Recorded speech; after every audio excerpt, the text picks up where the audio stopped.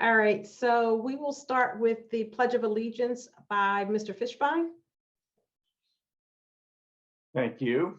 I pledge allegiance to the flag of the United States of America and to the republic for which it stands, one nation, under God, indivisible, with liberty and justice for all. Thank you. Ms. Harding will do the roll call. Mr. Burdell Williams,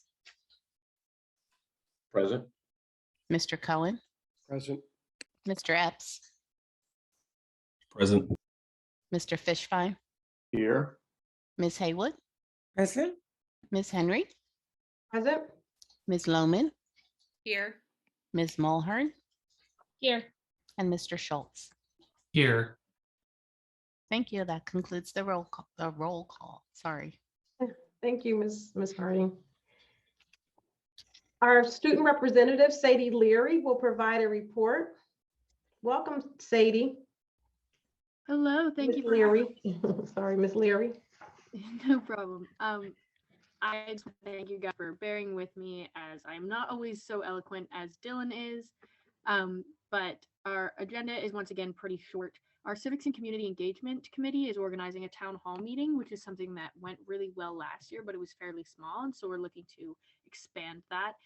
Our civics person wasn't actually able to make it to our February meeting, so we're hoping to have that around late April, early May. We're probably going to push it into May. And then additionally, our School Spirit Committee, we're organizing the Cheltenham Spring Fling Dance, which is one of our largest events and biggest fundraisers. And we're hoping to include some sort of homecoming traditions in there as well, because we weren't able to do that. And that's another one of our big student council things. And Blue and Gold preparations, which isn't actually student council, but is a very exciting event at the high school, is underway as well as spring sports have just begun. And our boys basketball team is part of the state tournament and they're playing tomorrow at home. Is that the end of your report, Ms. Leary? Yes, it is. Thank you very much. Thank you so much for that. We have a superintendent's report from Dr. Scriven. Oh, I see, before we move on, Ms. Nelson's hand is up.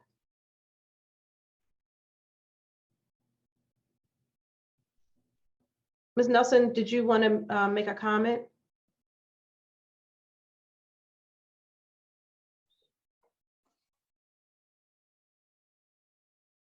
All right, we're going to move on. I can see that the tile is unmuted, but I don't hear anything. So we'll, Ms. Nelson, I think you may be trying to speak, but because I can see it's green now, but we can't hear you at all.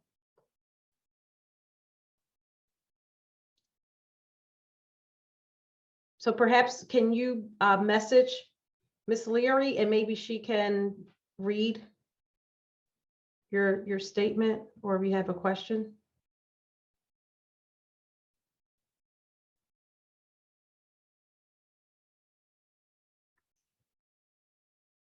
Okay, I'm gonna move along in the agenda, and if there's a comment that Ms. Nelson has, she'll be able to speak on that. Dr. Scriven, you have your superintendent report. Yes, ma'am. Thank you, Madam Chair, Vice Chair, and good evening to our Board of Directors. Today's superintendent's report for March 8, 2022. We can move on to the next slide. I definitely want to acknowledge that today is International Women's Day, and something that we definitely should celebrate. And I just want to leave you with this phrase as it pertains to our Women's History Month. Imagine a gender equal world, a world free of bias, stereotypes, and discrimination, a world that's diverse, equitable, and inclusive, a world where difference is valued and celebrated. Together, we can forge women's equality.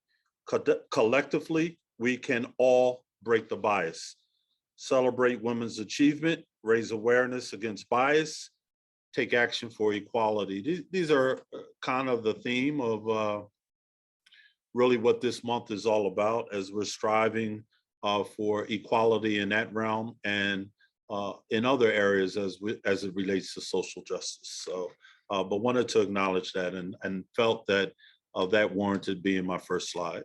Next slide, please. A correspondence went out last week with respect to the updates with our enforcement of the universal mask policy that Cheltenham has been extremely diligent in enforcing. We now, in alignment with CDC announcements and Montgomery County Office of Health, who are also aligned with CDC, we've done an adjustment accordingly to the new recommendations and have proposed and actually enforced effective Monday that we will now be mask recommended.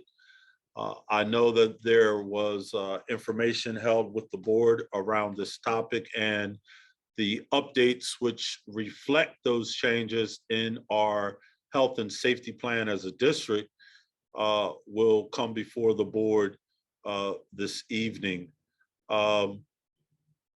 We have always boasted that we are not the experts and subsequently are following the guidance and advice of our experts. And there's been a significant shift in mindset around this. As part of the communication, there was also a link to the new CDC dashboard around transmission and the guidance where it's not just around incidents or the positivity rate any longer. We are actually, as a county, in low right now. When our original documentation went out, we were in medium. And you will see those updates as we move forward. Just note that we still acknowledge the importance of mitigation strategies. We still acknowledge the importance of wearing masks. However, we also recognize that it is now the choice of our families and how comfortable they are or are not around their personal choice to continue to wear the mask or not. As a district, we will respect the choices that individuals make pertaining to this change in our protocol. Next slide, please. You heard Sadie Leary already give an update around our boys basketball team, who will be playing tomorrow, home court advantage at 7 o'clock. Please note that you will not be able to get tickets at the door. And there's a link here, and there's a link also on our web with information around how to secure a ticket. They will be playing Cedar Cliff, and we want the support. So Cheltenham community, please come out and support your Panthers. Next slide, please.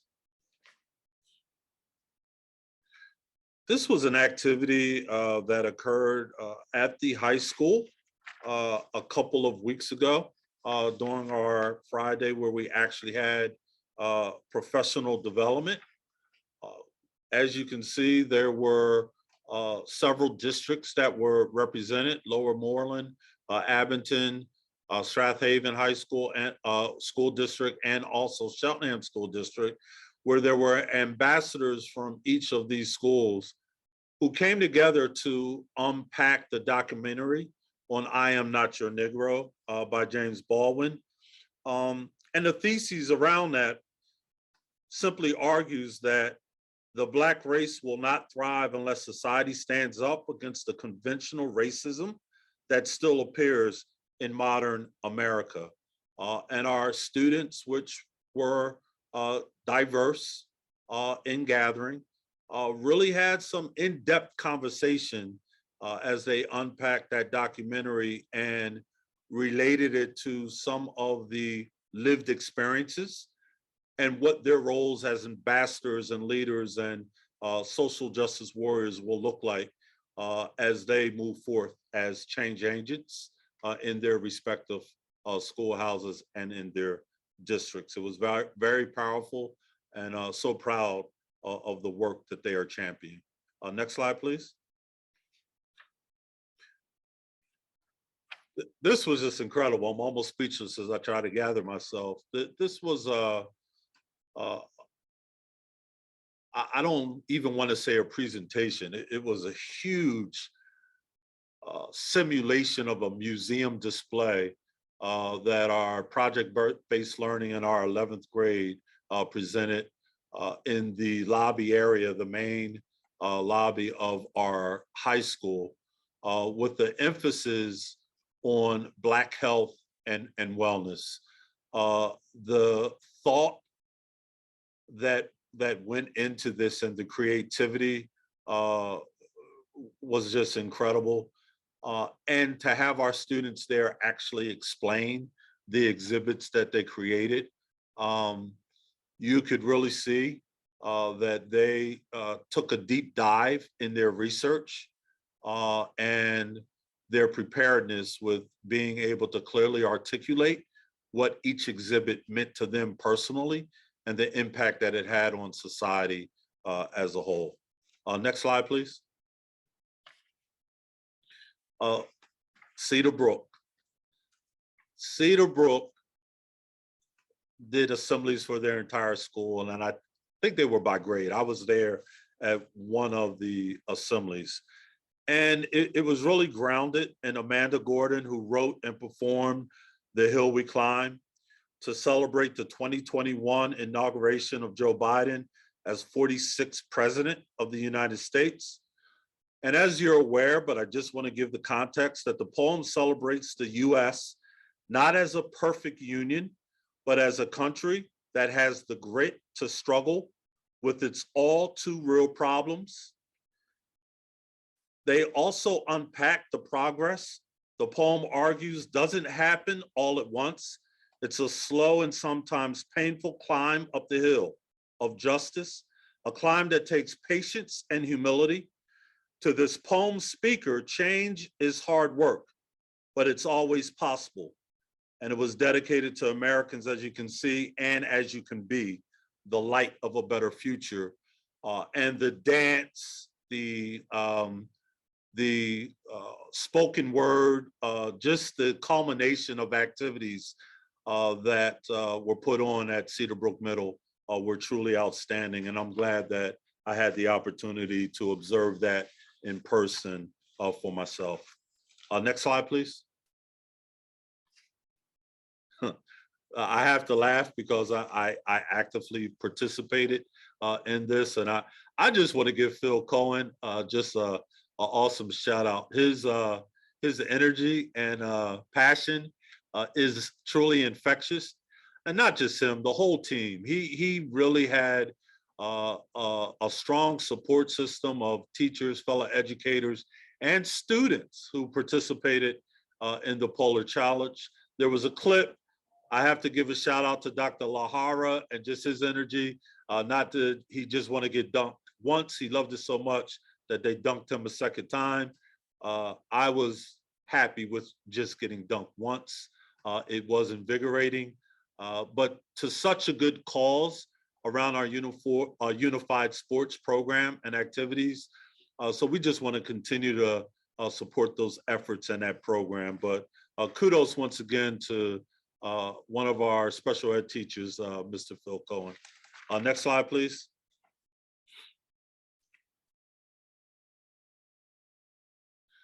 This is another program, and we have to give Chartwell a shout out, as they are partnering with our students in our Skills for Life program and giving them hands-on, authentic experiences in food prep. To the high school manager of our food services program there. They're just doing a phenomenal job, and I appreciate their willingness to really connect with students and give them some life experiences beyond just books and instruction. So thank you, Chartwell, for those internships that you're affording our students. Next slide, please. Good News Corner. This is our interim president for LaSalle, who came out and celebrated. He gave out some LaSalle swag, which is okay when it's dealing with students who will be matriculating to LaSalle. We have approximately only over 30 of our senior scholars who will be matriculating to LaSalle. And I just thought it was awesome. It was a great opportunity, and it just speaks to the bright futures that our high school scholars have. This picture below, I'm glad it's so small and that you can hardly see me. I really just want to call out that very slender gentleman there, which would be Mr. Epps. And then the gentleman to the far right, which is our very own Vice President, Mr. Schultz. And this was the Read Across America. We had opportunities, me, myself, to read to a kindergarten class. I just want to thank Ms. Kilpatrick and her class. Awesome experience. Please have me come out.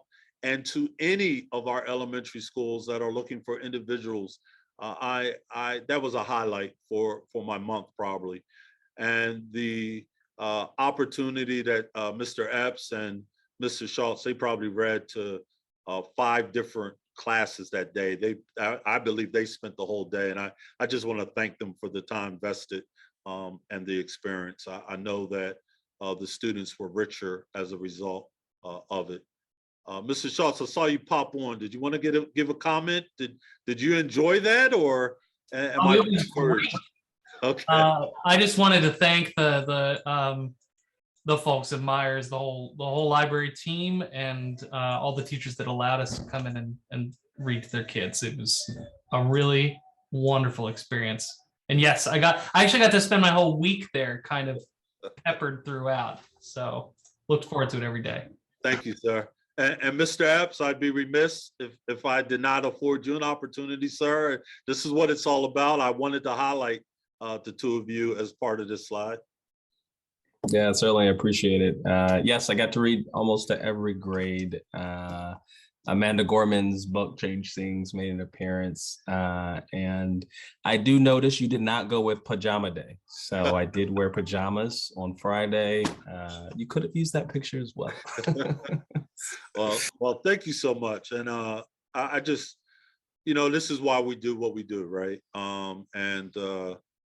Again, just thank you. And for any of our schools that are on, please don't hesitate. I've had dialogue with Madam Chair Henry about giving us enough notice to get these type of activities on our calendar, because we're more than willing, all of us, to come out and support. Next slide, please. And before you go on, Dr. Scriven, Yes, ma'am. Ms. Haywood put in the chat that Senator Haywood also enjoyed reading Across America. He was reading to the 2nd grade at Wyncote. Very good. Thank you for that. And I will do a better job of making sure I do my due diligence to capture everyone. I would have loved to have had a picture of Senator Haywood. So I think I might get that anyway and try to shoot it out to everybody. As we continue with the Good News Corner, just wanted you to know we had a total, there was 287 students from 24 local high schools that participated in the 35th annual Reach for the Future art exhibit at Montgomery County Community College. And it was in their Fine Arts Gallery on Bluebell campus. And this is a professionally juried art exhibit named in tribute to Krista McAuliffe, who was the first teacher in space, who unfortunately perished aboard the Space Shuttle Challenger, and was known to have said, "I touch the future, I teach." And that's what that was grounded in. And we had great representation from Cheltenham School District that was a part of that 287 students. And then below, we have to congratulate Reva Wolf, who's a 2022 NCWIT Award for Aspirations in Computing, or AIC. It honors 9th and 12th grade women, genderqueer or non-binary students for their computed related achievements and interests, and encourages them to pursue their passions. Award recipients are selected based on their aptitude and aspirations in technology and computing, and demonstrated by their computing experiences. And this was, as you can see in the write-up, you had over 50 US states, and she won out of 3,500 applicants. So I just think that was phenomenal. And then our final set of slides, please. We were honored to have had at Wyncote Elementary, Mr. Paul Baptiste, who's a Caribbean-born children's book author. He had an opportunity to share some of his lived experiences and really unpack with students the books that he has authored. And it was powerful. He actually lives in Wisconsin right now. So I've got to circle back to Wyncote to see how they pulled that off. But what a awesome opportunity to have a speaker of that magnitude. And then finally is around the blood drive at Elkins Park. And they were doing this to really help a couple of their staff members who are battling. But I just want to do a shout out. I know Cheltenham has done, the high school has done some blood drives. We're going to have other schools that are going to be doing blood drives. But we probably, in the last decade, there's the greatest shortage right now in terms of the blood drives. And to say that this initiative saves lives would really be minimalizing what it's all about. So I'm behind this 150%. Anyone who's looking at doing a blood drive, I support wholeheartedly, and will actually come out to donate myself, and will sign out for the next one, because that is one thing I have not done yet. So I need to put action behind words. I believe that is the last slide. Is there another one? No, I'm good. So Madam Chair, that brings closure for my report for this evening, and thank you for your patience. Thank you, Dr. Scriven. We have sunshine announcements. Mr. Diazio. Yes, I have one announcement with respect to sunshine, and that is to announce that the board met in executive session on February 9th, 2022. And the purpose of that executive session was to discuss the negotiations, collective bargaining negotiations regarding the CEA contract. Thank you. Thank you, Mr. Diazio. We have public comments on agenda items only. For community members who are on the Zoom call, you can raise your hand. If you have a comment, you will be unmuted so that you can talk. For those who may be watching or via live stream or cable, if you have a comment or question, you can send an email to csdboardmeetingcomments@cheltenham.org. And so we'll give a few minutes for those to come in. I do see one hand raised in the participant area. And so for participants who have raised their hand, please state your name when you're unmuted and where you reside in the community.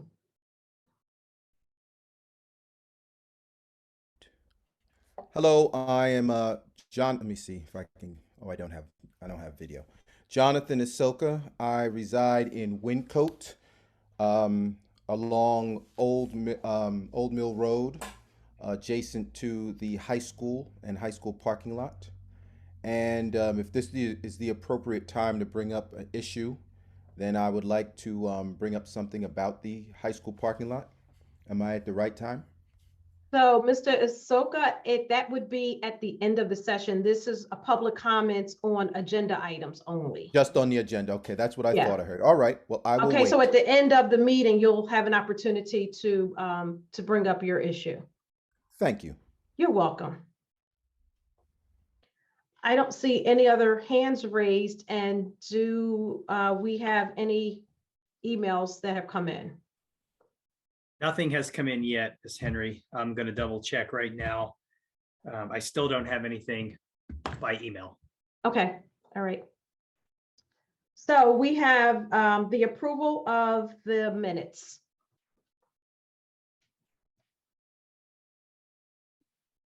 I have a motion to approve the minutes. Joel Fishbein. Second, Charles Burdell Williams. We will take a voice vote. All in favor, Aye. say aye. Aye. Aye. Any opposed, say nay. I'm aye, the motion carries. We will move on to our committee reports. Ms. Financial- Henry, Yes. just as an aside, Dylan put something in the chat. So you may want to read Dylan's comment because, yeah, they weren't able to speak before. Thank you, Ms. Haywood. So Dylan wrote in the chat, my apologies for the interruption and technical difficulties tonight. I wanted to quickly welcome Emily Joseph, the new school board liaison. She will be working alongside me for the rest of the school year as well, hopefully the next school year. I also want to ask Ms. Jordan if she can start sharing the agenda and invitations to legislative meetings. So with Emily, so that she may have easier access to these meetings and discussions. Thank you, Ms. Nelson, and we will make sure that that is taken care of. Dr. Scriven has already responded to your request. Okay. So we have our committee meetings. Mr. Fishbein will provide the report for financial affairs. Good evening, everyone. The Finance Committee meeting was held on March 1st, 2022 by Zoom.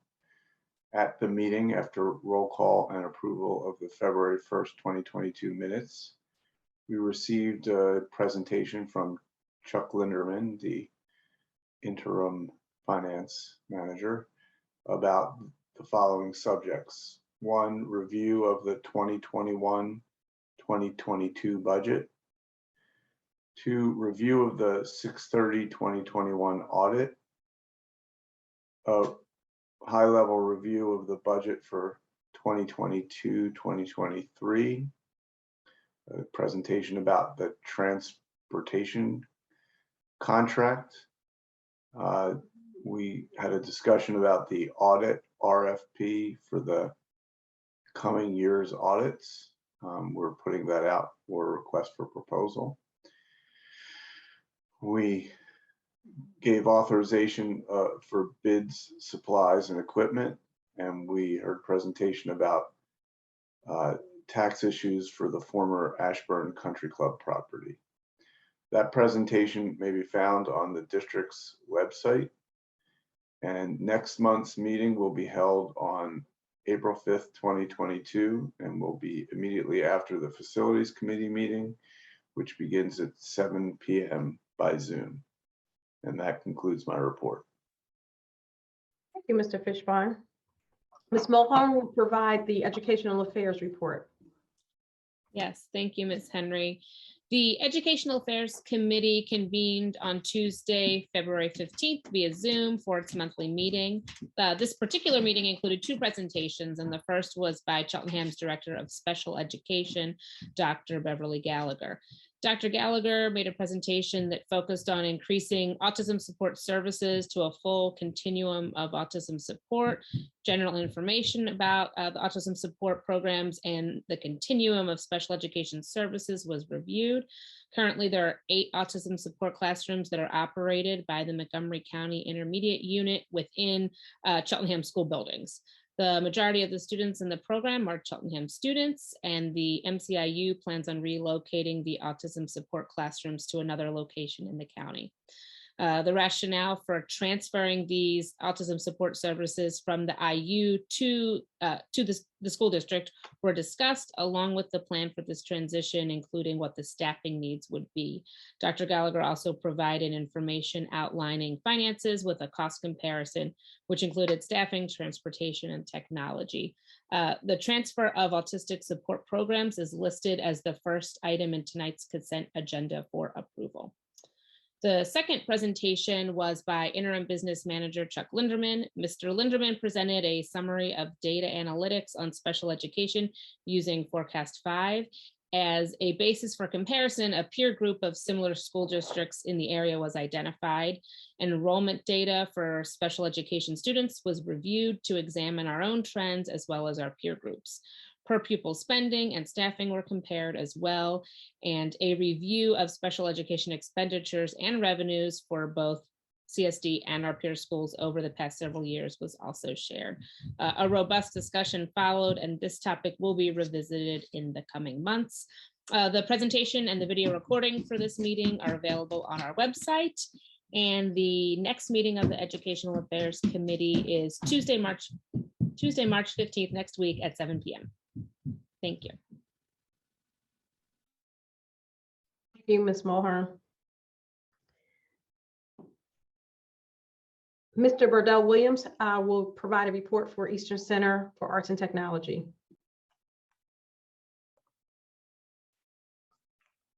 All right, thank you, Ms. Henry.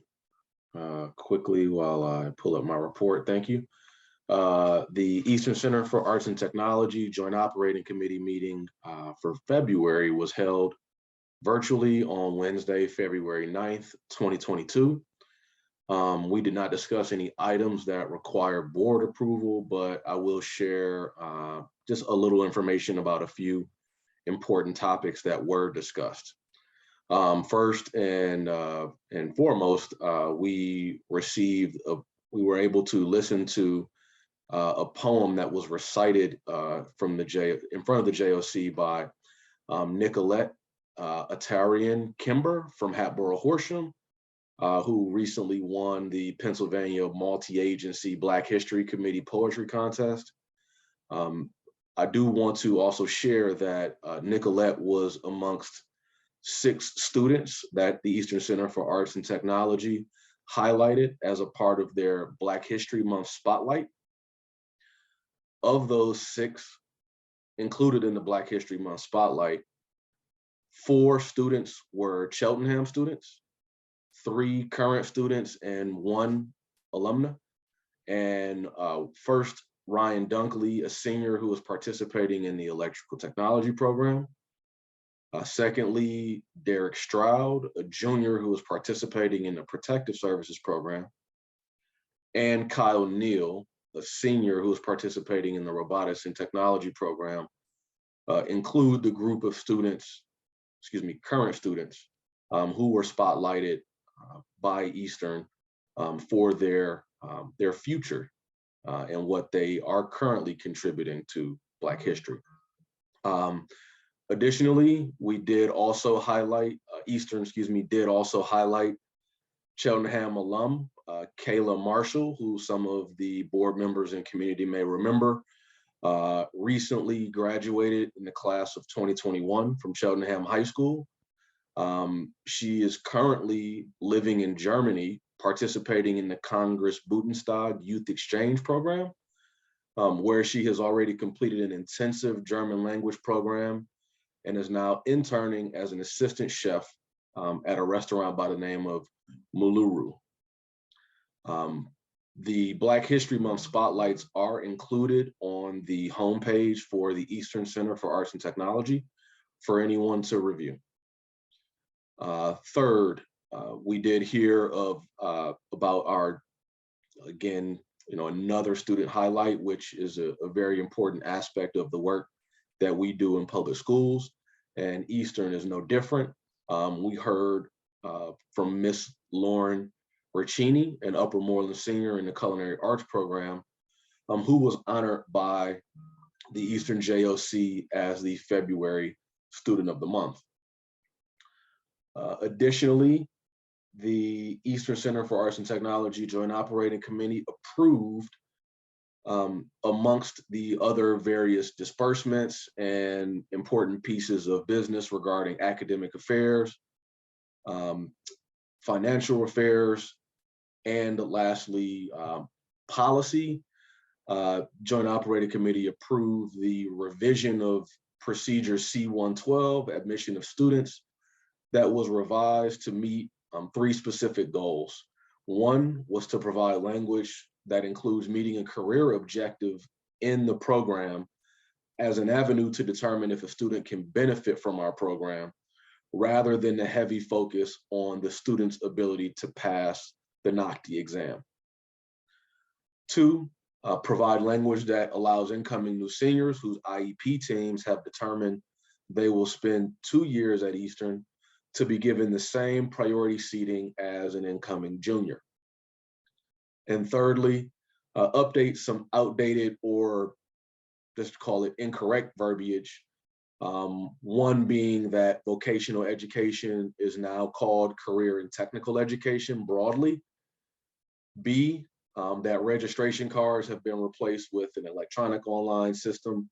And lastly, that the removal of the language that had previously included Eastern's acceptance of 10th graders.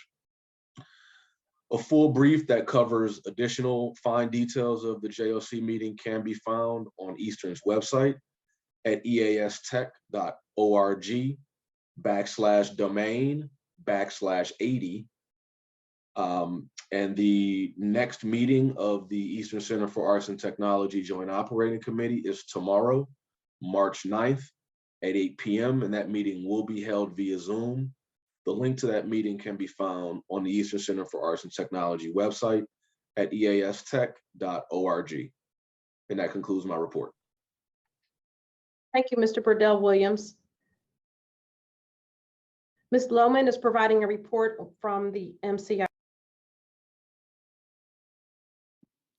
Thank you, Ms. Henry. The Montgomery County Board of Directors met on February 23rd, 2022 via Zoom. Highlights of that meeting include an announcement that the Pennsylvania Department of Education would be holding its statewide special education conference from March 2nd to the 4th in Hershey. That conference had not been held last year because of the pandemic. The Patton East office takes the lead in planning and executing this valuable conference. It was also shared that the Montgomery County Workforce Development Program recently received a $100,000 grant to help support this growing program that assists secondary students in Montgomery County explore and prepare for employment opportunities. And the MCIU Assistant Director of the Office of Student Services was actually featured recently on KYW News Radio talking about this program. The MCIU Board approved a Memorandum of Understanding between MCIU Board of Directors and MCIU Education Association, their version of the teachers union, regarding a retirement incentive program. The MCIU Board approved the following 2022-2023 budgets: the Head Start program budget, the Transportation Services budget, and the Facilities and Operations budget. The board also approved a contracted service agreement for the medical practitioner review authorization of paperwork for the school-based access program that allows for reimbursement of medical assistance, allows for reimbursement of services funded by medical assistance between the Montgomery County Intermediate Unit and the Capital Area Intermediate Unit. There was a review of the Governor Wolf's 2022-2023 proposed budget. The board reviewed the agenda and reports from the February 15th, 2022 Head Start Policy Council meeting. The board approved the results of the 2022-2023 vehicle fuels and heating oil bills.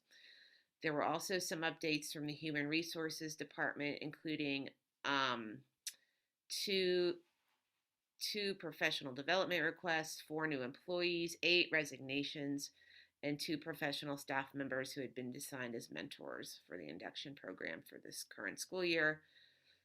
And the board approved a variety of continuations, renewals of contracted technology service agreements to support school districts for the 2021-2022 school year. And the board also approved a number of contracted service agreements to support trainings and programs and services provided by the MCIU. I also just wanted to mention that there was a brief discussion of the fact that Cheltenham, will be taking the autistic support classrooms in-house, and the Montgomery County Intermediate Unit will no longer be providing those services because the IU will obviously be losing some money as a result of us no longer paying them to provide those services. So there was a discussion of that at the board meeting, and I was happy to report that at least 2 board members expressed positive support for the Cheltenham School District doing so, in terms of making sure that its children were being served by the district itself. And the IU also confirmed that they were had found additional locations, new locations for those classrooms in other school districts. The next meeting of the Montgomery County Intermediate Unit Board of Directors will be held on, I'm sorry, I thought I had that at my fingertips, but I need to look at that again. Will be held on Wednesday, March 23rd, 2022 at 6:45 p.m. over Zoom. This ends my report. Thank you, Ms. Lohman. Next, we have the approval of agenda items via consent agenda that are listed in the agenda or as listed in the agenda. But before we go to the vote on that, no, I'm sorry. There we go. I missed it. I'm looking at the bottom of it. We have facilities report, Mr. Cohen. Yes, Jumping ahead of myself. Thank you. The Facilities Committee met on March 3rd. The meeting was chaired by Mr. Berto Williams. Following roll call and approval of the minutes from the January 4th meeting, Mr. Holman presented the following items. February 18, 2022, floor maintenance training for custodial staff. And at Cheltenham High School, he presented and discussed the hard water condition and also High School Media Center HVAC piping update. At Cedarbrook Middle School, Mr. Holman discussed a third-party engineer for stormwater pipe investigation and also the library window tinting project, which is underway, which is to address glare from the sun. For Wincott Elementary, Mr. Holman addressed the glycol cooling tower piping project, which is ongoing. At Glenstead Elementary, he discussed a bollard for a gas train, and briefly, that's to provide a bollard or a pole to help block gas lines that go into the building to protect them as a safety precaution. For Myers Elementary, there was a presentation about a boiler cleanout following an incident with a boiler. For grounds equipment, there was discussion about a new rotary mower. And finally, School Dude Solutions, which is our system to track maintenance and work orders in the school district. Mr. Holman discussed that there was a reset of work orders in the system that were out of date and provide that update at the meeting. The next Facilities Committee meeting is scheduled for April 5th at 7 p.m. That completes my report. Thank you. Thank you, Mr. Cohen. And you are up again for the Liaison Group report. Yes, thank you. Let me just go to that window.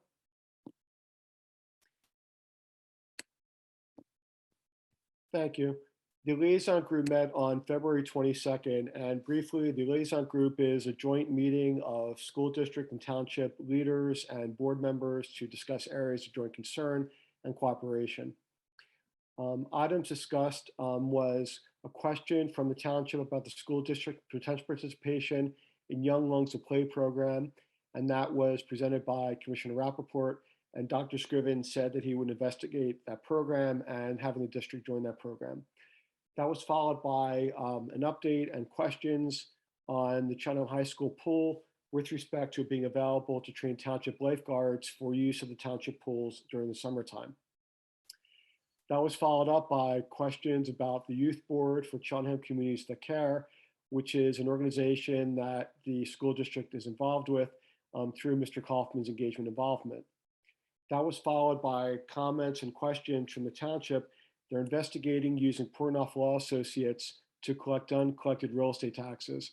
It was discussed that they've been longstanding contractor with the school district, and the school district uses them to collect uncollected past due real estate taxes.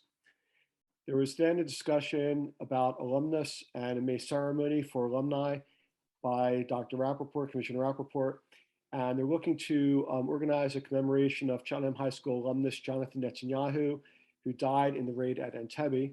And also they're looking to do a scholarship and educational programs, and also to note diversity and leadership in the school district among alums.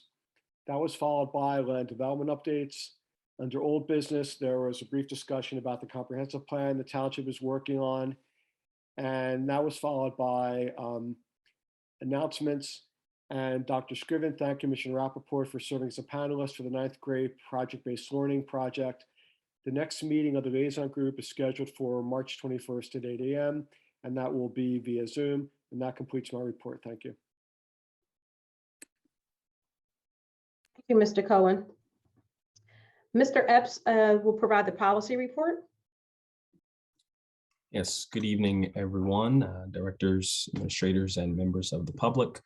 The policy committee meeting was held on February 16th, 2022 at 5:00 p.m. via Zoom. After the roll call and approval of the January 26, 2022 minutes, we discussed the policies listed on the consent agenda under the policy committee report. This evening, there are 4 policies that are being presented for adoption. The policies discussed under old business of the policy committee agenda, and they are as follows. Policy 006, meetings. This policy governs the operations of board meetings and was not changed since the last meeting. Policy 903, public participation in board meetings, also was not changed since the last meeting. Policy and administrative review 922, civility. This outlines strategies and processes to uphold the safety of individuals within district schools or property, or attending a district-sponsored event or activity. There were changes to some of the language in the examples that are listed in the policy that describe employees and contractors. Policy 604, tax waiver request, was not changed since the last policy committee meeting. This policy received a new first read at the February 8th legislative meeting after substantive changes were made to align with the process and timing of tax waiver request as determined by the county, Montgomery County and Cheltenham Township. We discussed other topics during the new business portion of the meeting, and there are 3 first read policies on tonight's agenda. They are policy 510, overtime, is under consideration for conversion into policy 310. The purpose of this policy is to ensure compliance with applicable law regarding the payment of overtime and to ensure the consistent treatment of all employees that are subject to this policy and law. Policy 453, professional development, is also under consideration for conversion. That would be into policy 353. This policy outlines some guidelines and benchmarks for professional study and in-service development of district staff. Policy and administrative review 407, student teachers and other interns, is also under consideration for conversion into policy and administrative review 307. Those are the 3 policies for first read on the agenda today. I will note we also discussed policy and administrative review 803, the school calendar. We discussed this and it's being held for consideration during a future policy committee meeting.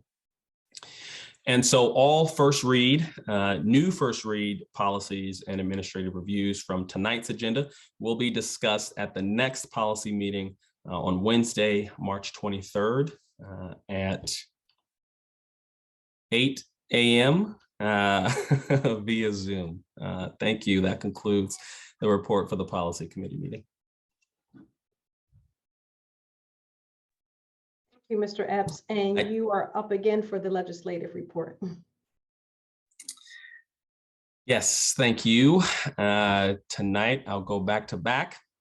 As a member of the Montgomery County School Board Legislative Committee, I'll present at each legislative meeting on the federal, state, and state legislative updates that we discuss that impact public education. And so I'll start with some updates from the federal government, then I'll come back to the Commonwealth and some updates from our legislator. First, the United States Congress agreed to another continuing resolution for fiscal year 2022 that funds current legislation and programs based on a budget from December 2020. And so while that budget is still used right to this day, the continuing resolution expires on March 11th, this Friday, and lawmakers will continue to negotiate what we hope is a long-term budget that will be in place as we have already started some of the next fiscal year budget presentations. On March 1st, President Joe Biden delivered the State of the Union address. While the ongoing war in Ukraine and the COVID pandemic were central themes of the speech, the president requested that Congress increase investments within education and workforce development, specifically in the area of mental health supports. The president noted the importance of school psychologists and counselors and committed to ask Congress to invest $1 billion towards psychologists and counselors in fiscal year 2023. Sharing updates from the Commonwealth, both the House, in my last report, it was just on the heels of the governor's proposed 2022-2023 budget. Both House and the Senate stand in recess, no sessions right now, to facilitate their appropriation committee hearings on the proposed budget. And so the House will return to session on March 21st. The Senate will return to session on March 28th. And during that time, various committee meetings will still be held. One was held yesterday in the House Appropriation Committee. Dr. Noe Ortega and the Department of Education team presented the governor's proposed Department of Education budget for fiscal year 2023 to the House Appropriations Committee. Their testimony described how the department would invest in schools throughout the Commonwealth, primarily the request for an increase of about $1.5 billion in basic education funding. That would have a focus on early childhood education and equitable funding for K-12 schools throughout Pennsylvania. And so the next hearing will be on the Senate side on March 10th. So a lot happening this week. The Senate Appropriations Committee will convene on March 10th for their appropriations hearing. And so while we school directors are elected to represent the community and your interests, hearing directly from students, parents, community members is still one of the strongest tools for advocacy.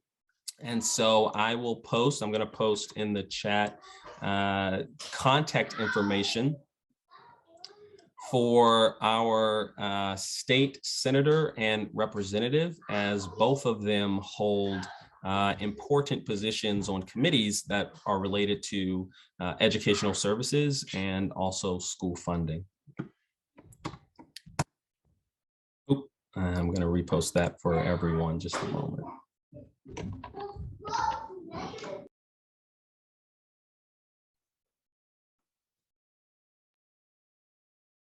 Mr. Epps, that's the end of your report? Almost, apologies, I went to unmute myself. One last update, thank you. One final update around the funding lawsuit. I mentioned a lot of things happening this week. Closing arguments are also this Thursday for that lawsuit, this Thursday, March 10th. And so during the trial, we've heard from witnesses that describe inequity and poor school conditions.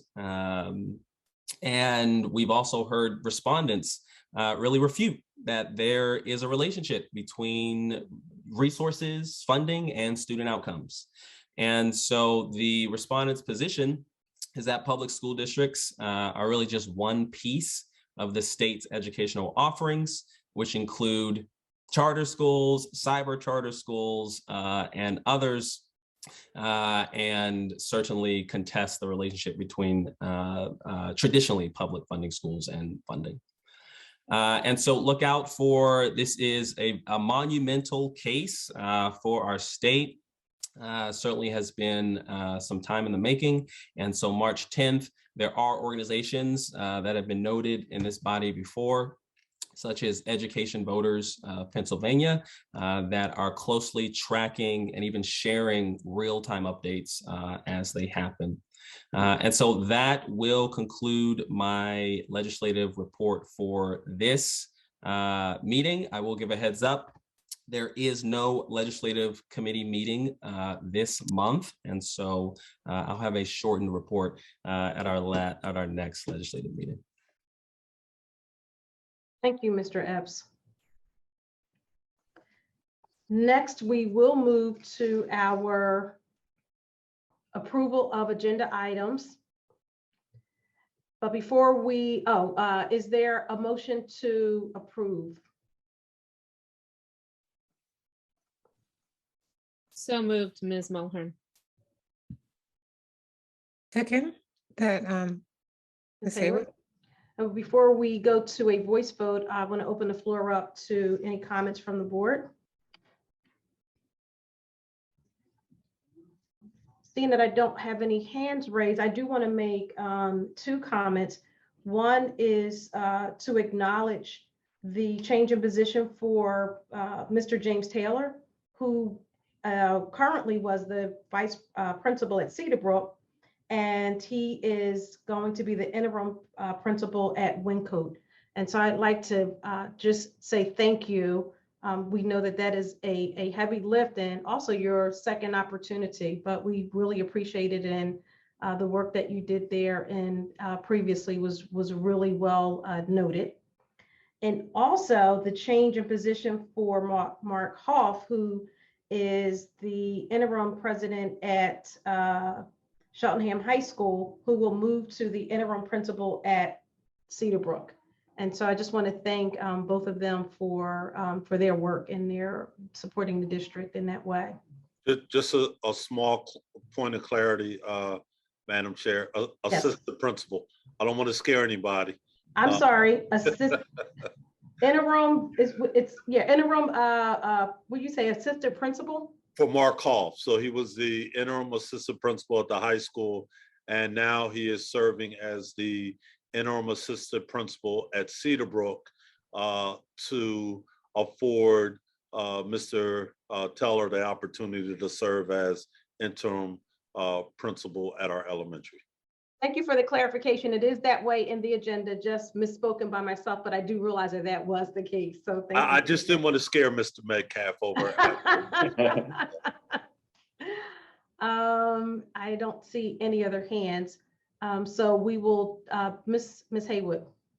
I just wanted to comment on one of the items that Ms. Mulhern had reported on the Educational Affairs Committee report that we'll be voting on, which is bringing the autism support services in-house.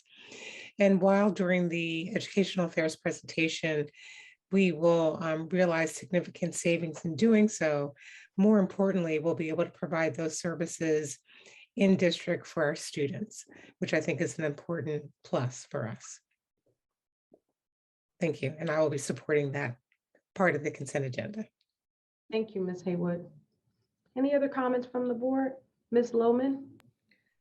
I thank you, Ms. Henry. I just actually wanted to just second what Ms. Haywood just said about bringing the autism support programming in-house, and also really recommend to folks who may not have been able to make the Educational Affairs Committee meeting that Ms. Mulhern summarized to go back and look at the slides and view the video from the recording from that meeting online, especially families who may be affected by those changes, so that they're aware that they're coming, and to reach out to the Department of Special Education if they have questions about what that those changes might mean as well, because those are big changes for particularly for a population of students for whom change is not always the easiest thing.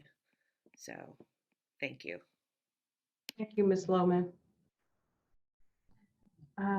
Seeing no other hands are raised, we will take this by voice vote. All in favor, say aye. Aye. Aye. Any opposed, say nay. I am an aye, and the vote carries. Next, we have the approval of the health and safety plan. Dr. Scriven in his superintendent update spoke about the changes that were occurring to the plan. So can I have a motion to approve? So moved. So moved. Joel Fishbein. Okay, second. Second, Jennifer Lohman. Thank you. And so are there any comments from the board on the health and safety plan? Mr. Schultz? Thank you. I just want to reiterate something that Dr. Scriven highlighted in his superintendent's report with regards to the health and safety plan, because I think it bears repeating for any members of the public who have joined and maybe missed that portion, which is just that our district consistently has been looking to the guidance of public health experts when making decisions around our health and safety plan, and this proposed set of changes is no different. I'm really appreciative of the amount of time, thoughtfulness, energy, consideration of feedback, and very importantly, consideration of the guidance of the folks who are looking at the science and looking at the patterns. So just wanted to make that comment before the vote.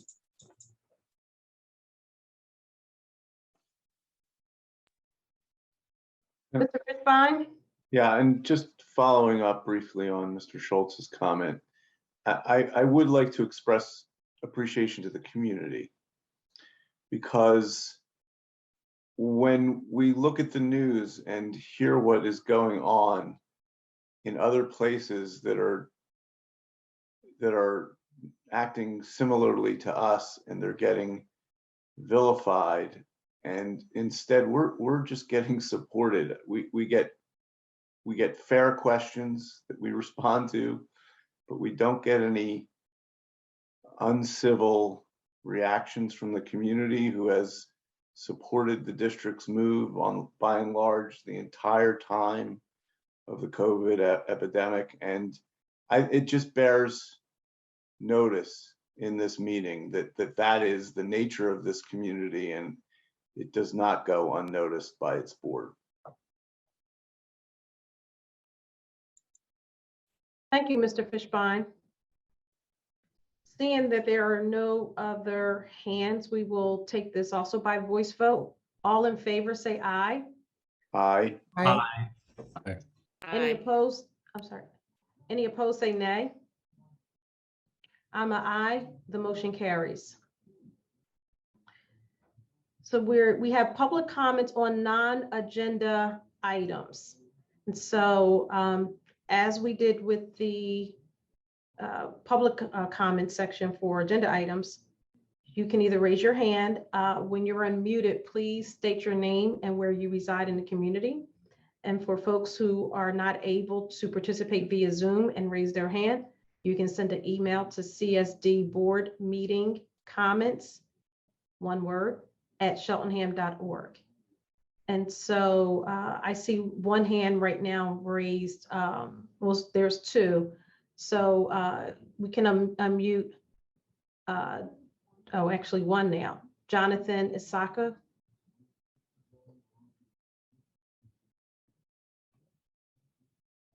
Ms. Henry, I believe that the first hand is now a panelist, so they can speak. Hi, Oh, there we go. Okay. my name is Zoe Sherman. I'm from Glenside, and I'm a junior at Cheltenham High School. I am here representing the Cheltenham chapter of Students Demand Action, which is a youth-led nationwide organization devoted to ending gun violence. As we all know, gun violence is at epidemic proportions in our community and throughout the entire country. It is such a vast and intractable problem that it is difficult for us as a student-led organization, and I'm sure for you as a board, to substantially address it. For that reason, we are pleased to introduce the Secure Storage Resolution, which we believe is a proactive and concrete step we can take to mitigate gun violence in our community. We also believe it is achievable within this school year. Since we know that so many households in the Cheltenham area already own firearms, this resolution is designed to at least make sure that they are stored as safely as possible. Every year, roughly 350 children and teens in America under the age of 18 unintentionally shoot themselves or someone else, and another 1,200 die by gun suicide each year, most often using guns belonging to a family member. In incidents of gun violence in school grounds, 75% of active shooters are current students or recent graduates, and up to 80% of shooters under the age of 18 obtain their guns from their own home, a relative's home, or from a friend. Research shows that secure firearm storage practices are associated with up to 85% reduction in the risk of unintentional firearm injuries among children and teens. The Secure Storage Resolution would commit the Cheltenham School Board to send home notification letters to Cheltenham families about how and why to store firearms securely, and to work with Students Demand Action to educate the community about how critical it is that people with firearms store them in safe ways at all times. I'm going to drop two links in the chat now. The first is the resolution itself, and the second is the proposed notification letter. On behalf of Students Demand Action, I thank you for considering this resolution.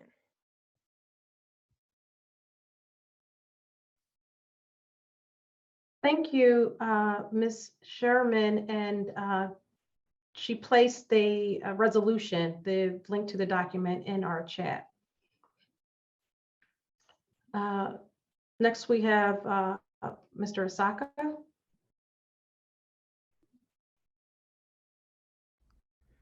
Good evening. Glad I'm speaking now at the appropriate time. I had an issue. I live in Wyncote. As I mentioned, I'm on Old Farm Road. The back of my house abuts the Cheltenham High School parking lot, Old Mill Road.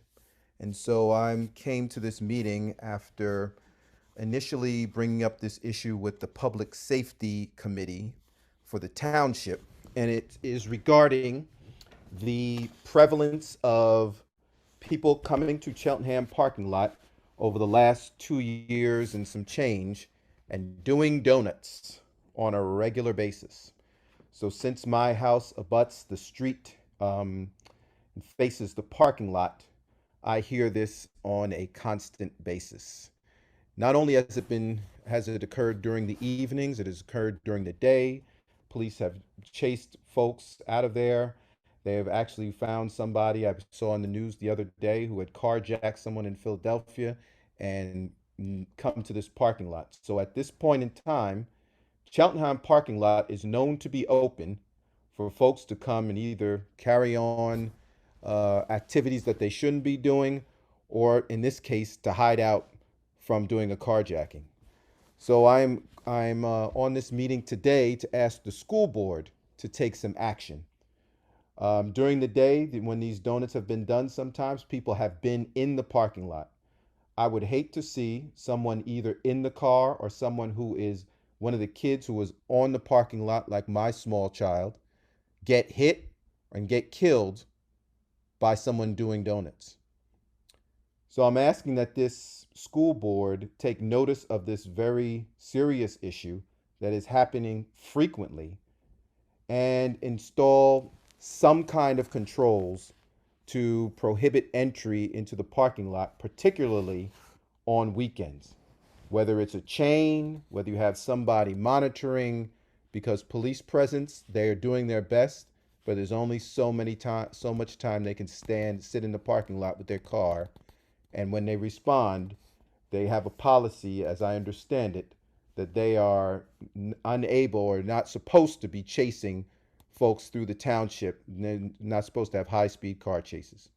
So I wanted to bring this today, again, after bringing it to the Public Safety Committee late last year, and ask for action, as the residents in this area have been tolerant of this for some time.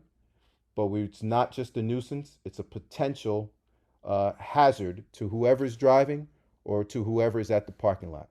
So just want to thank you for your time and hope that you would be able to consider this request to take a look at this issue and find some appropriate response to begin limiting this activity. Thank you, Mr. Osaka. I see we have Ms. Davison. Her hand is raised.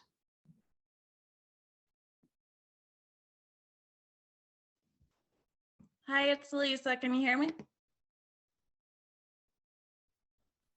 Yes, we can hear you. Okay. Hi, real quick, in light of International Women's Day today, a quick shout out to just a few of our awesome women-led programs. Dr. Cohen Johnson's CBK Hip Hop Club, Ms. Louise Women's Student Union, and Reba Wolf's CHSYs.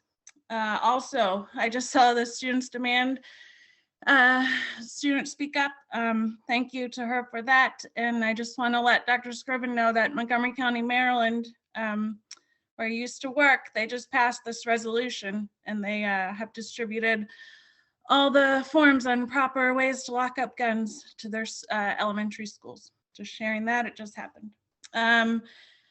Okay, real quick. I remain determined to get full-time district employed social workers into our schools, hospitals, psychiatric placements, crisis centers.